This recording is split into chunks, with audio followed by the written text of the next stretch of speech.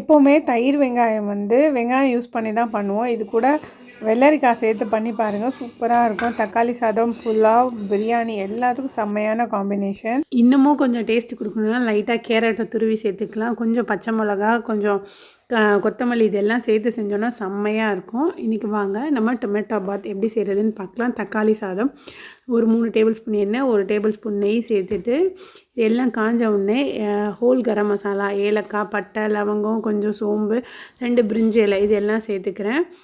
இது எல்லாம் நல்லா புரிஞ்சதுக்கப்புறமா ஒரு வெங்காயம் கட் பண்ணி வச்சுருக்கேன், அதுவும் இதோட சேர்த்து வதக்கி எடுத்துக்கலாம்.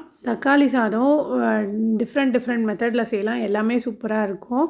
அந்த தக்காளி சாதம் வீடியோஸ் வந்து நிறைய அப்லோட் பண்ணியிருக்கேன். வீடியோவோட எண்டில் லிங்க் கொடுக்குறேன், செக் பண்ணி பாருங்கள். காரத்துக்கு ஏற்ற மாதிரி மிளகாப்பொடி, பிரியாணி மசாலா சேர்த்துட்டு 1 நிமிஷம் வதக்கினதுக்கப்புறமா இஞ்சி பூண்டு பேஸ்ட்டு, 3 தக்காளி கட் பண்ணி வச்சுருக்கேன், அதை இதோடு சேர்த்து நல்லா வதக்கி எடுத்துக்கலாம். சீசனுக்கு ஏற்ற மாதிரி பருப்பு வகைகள், காய்கள் சேர்த்து செஞ்சோன்னா சூப்பராக இருக்கும்.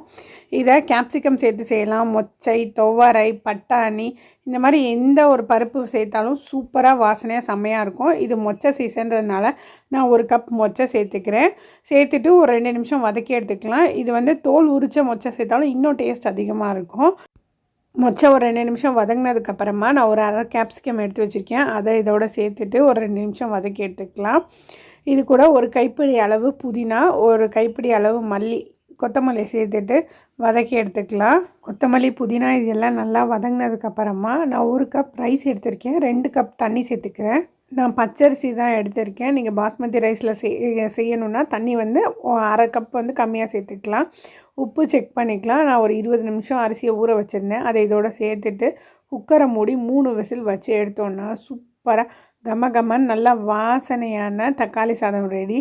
நம்ம வதக்கும் போதே நல்லா வாசனை நல்லா வந்திருக்கும், குலையாமல் உதிரியாக சூப்பராக தக்காளி சாதம் வந்திருக்கு. இந்த தக்காளி சாதம் உங்களுக்கு பிடிச்சிருந்துச்சுன்னா இந்த வீடியோக்கு லைக் பண்ணுங்கள், சேனலுக்கு சப்ஸ்கிரைப் பண்ணுங்கள், உங்கள் ஃப்ரெண்ட்ஸ் அண்ட் ஃபேமிலியோட ஷேர் பண்ணிக்கோங்க. தேங்க்ஸ் ஃபார் வாட்சிங்.